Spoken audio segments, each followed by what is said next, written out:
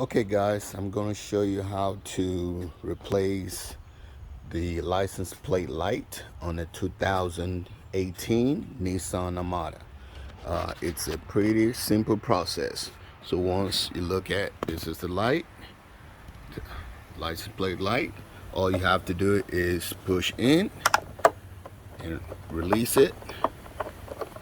Okay, once it's released, you twist the wire connector counterclockwise to get it out. Hold on a second. And it's out. So what you would do is pull the old one out, put the new one in, test it, turn your lights on to make sure it works, and once you're done, you put it back in place.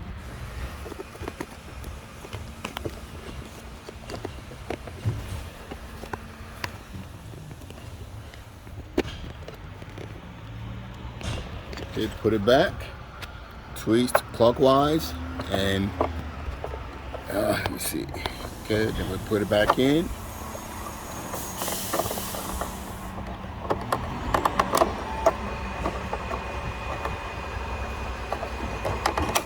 There you go.